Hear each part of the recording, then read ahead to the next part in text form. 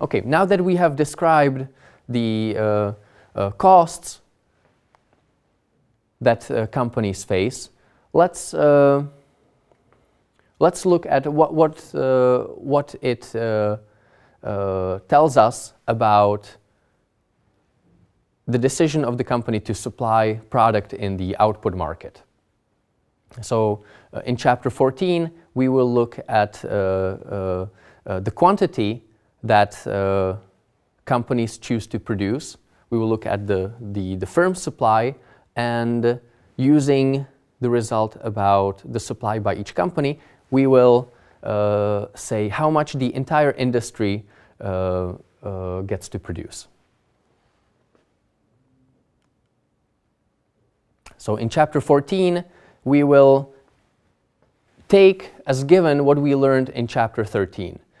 We will not talk specifically about the substitution between capital and labor in the production process. We will take the cost curve, the short-run cost curve, and the long-run cost curves as given, and we will compare how the costs of production compare to the revenues that companies can make, and what that tells us about the profit maximizing output level.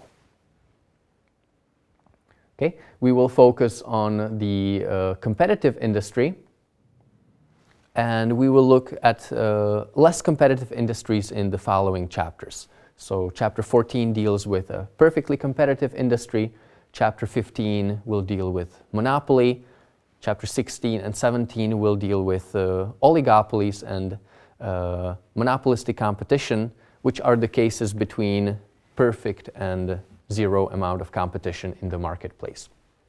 In a perfectly competitive industry, we're assuming that there are many buyers and sellers.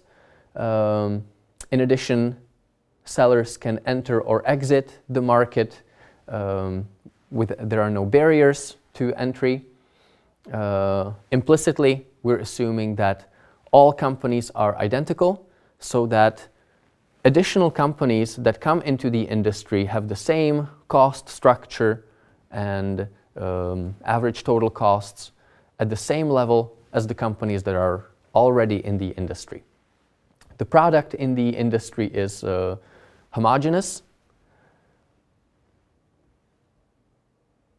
We will say that both producers and buyers are price takers. They accept the price in the marketplace as given, and they will not try to influence it. So in Chapter 13, we learned that because of diminishing marginal productivity, the total cost curve of companies is convex. It might start at a positive level if there are fixed costs of production, and then as the output level of the company increases, total cost curves will increase at a faster rate and eventually might diverge to infinity.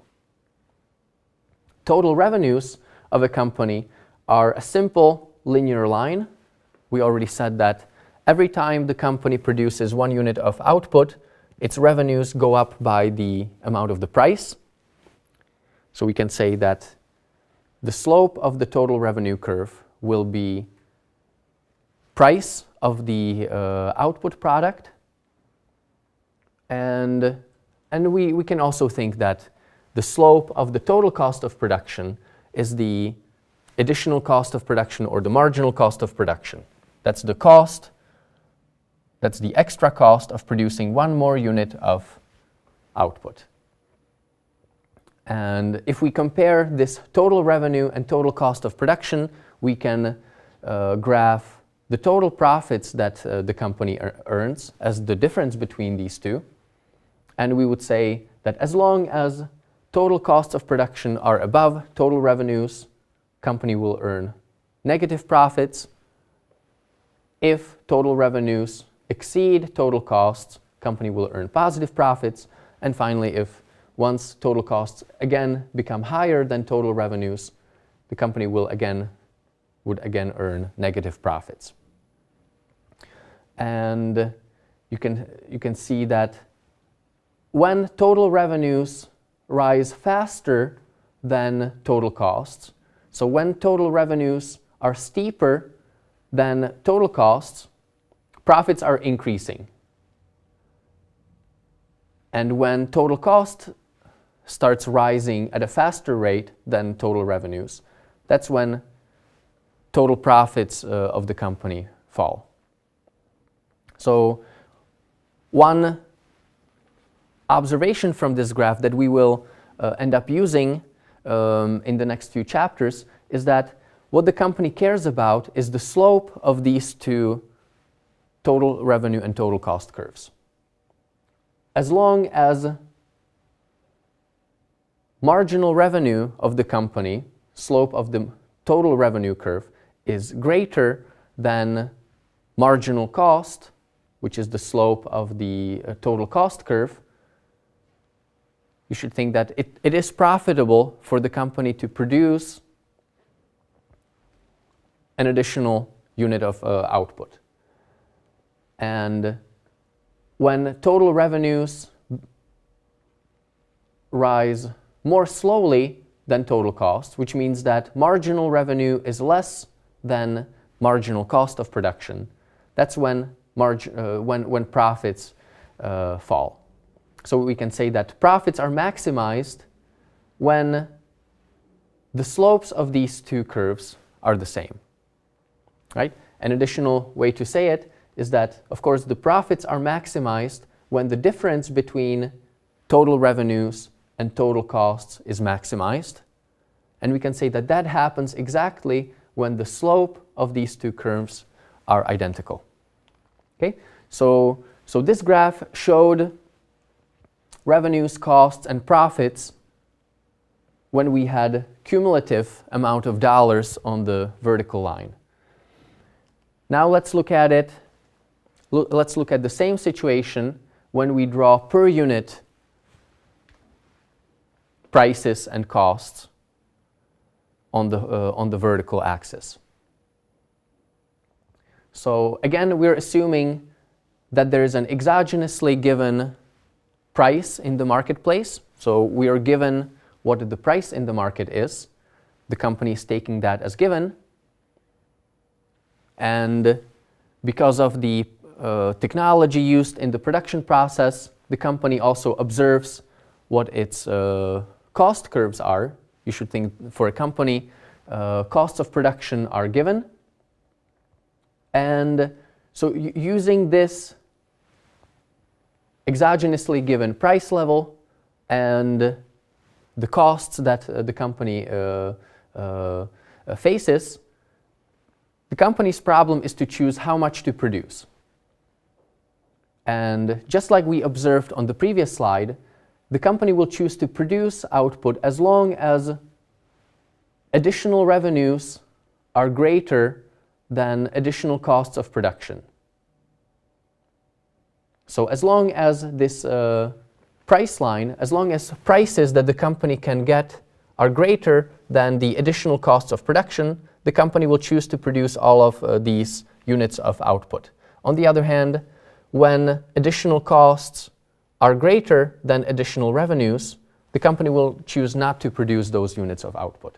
So to maximize profits, we will say that the company produces output where marginal revenue is equal to marginal cost of production. We will say that this is a profit maximizing property for any company in any industry, that this property holds for a perfectly competitive industry, for a monopoly, for any market structure.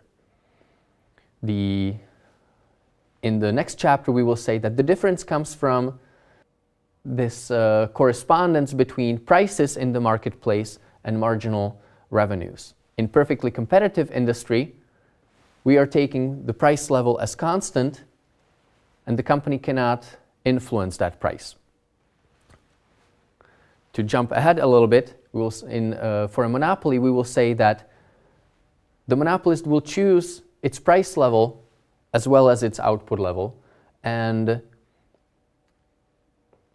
to sell more units of output, the company will have to reduce prices in the marketplace, and because of that, prices will not be constant, and there will be a difference between prices and marginal revenue of a company. We will discuss that more in the next chapter. But for a perfectly competitive firm, we have the nice simple property that price is equal to average revenue of production is equal to marginal revenue of production, and with this property, the simple solution to the company's problem is to produce where price is equal to marginal cost of production. One additional thing that we want to check in this graph is whether the company is making positive, negative, or zero profits at this profit maximizing output level. Here, because these average revenues are greater than total average costs of production, we will say that the company is making positive profit, and so the company will definitely choose to produce some output level and will choose to stop its production at this output level. On the next few slides, we will discuss what happens if that's not the case, if the relationship between average revenues and average total costs of production is not like this. We will say that if the company could not cover its total costs of production or its variable costs of production, maybe the company would be better off producing 0 units of output, shutting down, or maybe completely exiting the industry. Let's start by discussing the short-run output level. And let's remember that in the short run, the company is facing two kinds of costs: fixed costs and variable costs of production. Fixed costs are by assumption given, and the company cannot influence them, and the company cannot get rid of them. So we will say that in the short run, the company will choose to produce positive amount of output as long as it can make, as long as it can at least cover its variable costs of production. We will say that for prices that are high enough, the company will choose to produce output where price is equal to marginal cost of production. And only if price fell below the minimum of the average variable cost curve, then intuitively, every unit of output that the company produced costs, so incremental costs would be above incremental revenues, and the company would be losing more and more money. And in that situation, it would be a better decision for the company to shut down, produce 0 units of output. So we would say that for prices below the minimum average variable cost of production, the company will jump to producing 0 units of output. In the long run, the situation is similar, except that the company can also avoid paying for its factory or for its capital. So in the long run, we say that the company compares price in the marketplace with the average total cost of production, not just the average variable cost of production. Okay, so if the price level in the marketplace cannot compensate the company for average total costs of production at any output level, then the company will, we could say, jump to producing 0 units, but in fact, the company will completely exit the market.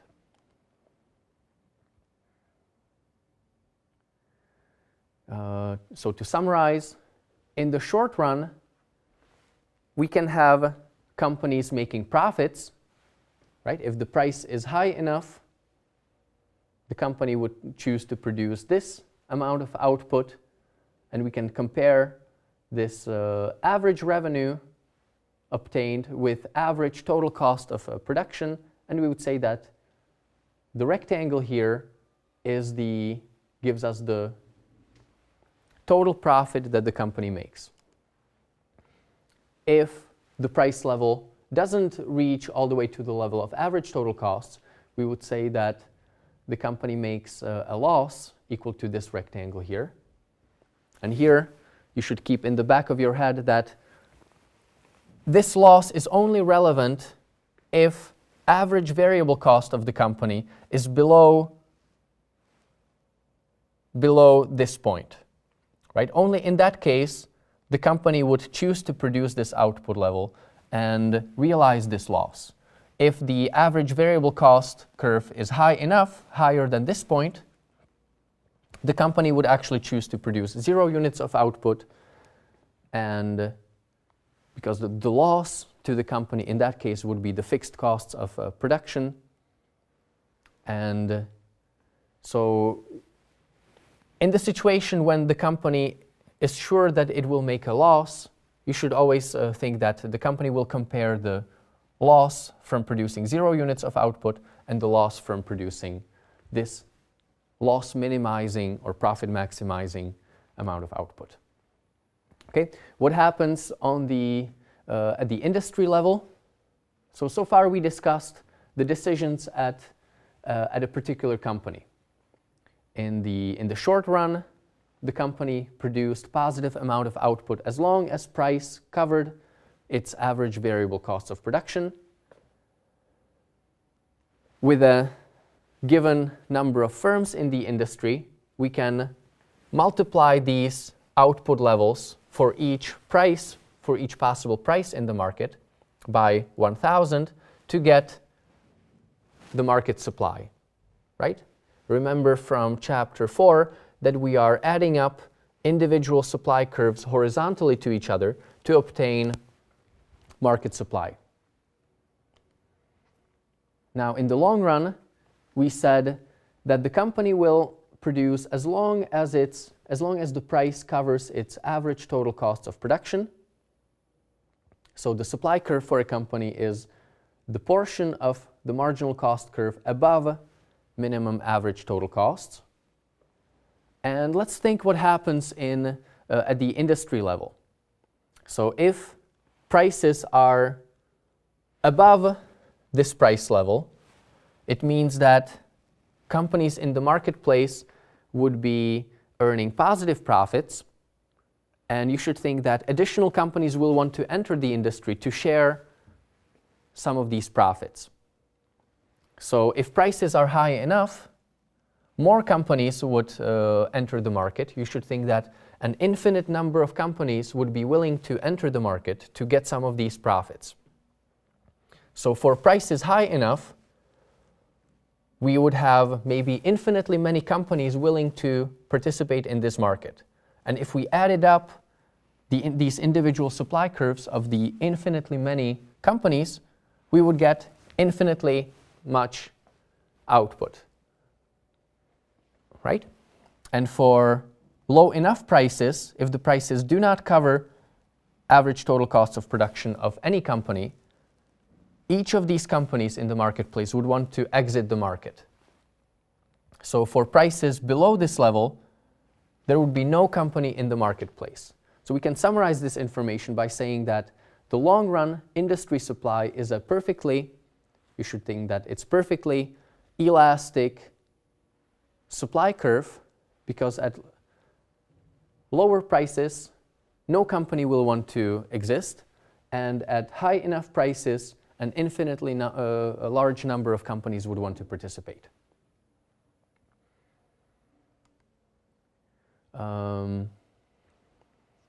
What happens if market conditions change?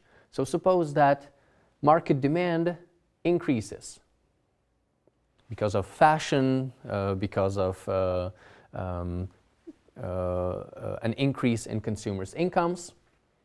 So you should think that in the short run, when prices in the marketplace increase, each company will have an incentive to produce more output and each company will earn positive profit.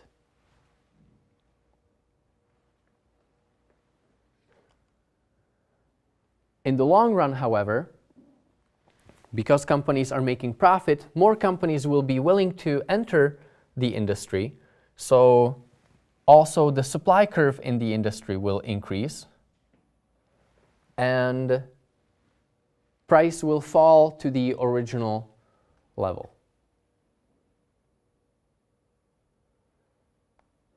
So here, the central idea is that if there is a change on the demand side of the market, in the short run, companies can make losses or profits, but in the long run, because of entry and exit, the market supply curve will adjust so that prices are exactly at the minimum average total costs of production, and all companies in the marketplace make exactly zero profits. So we said that in the long run, market supply curve is perfectly horizontal. And that might sound strange and unrealistic. And so you should think that in the real world, there are complications that violate some assumptions that we placed on our model. And the long run supply curve might be upward sloping. First of all, some of the inputs used in the production process might be available in limited quantities. So the supply curve may not be always perfectly elastic. Perhaps at some level of inputs, when there are no more inputs available, the supply curve could shift to being perfectly inelastic. Another thing to realize is that we keep assuming that all companies are identical, so that when additional companies enter the market, they have the same cost structure, the same average total cost curve as all the previous companies that have already entered the market. In reality, you may think that there is a self-selection of companies. The most effective, most efficient companies enter the industry first, and only if prices rise sufficiently in the marketplace, less efficient firms would enter the market. So in this analysis of changes to market demand,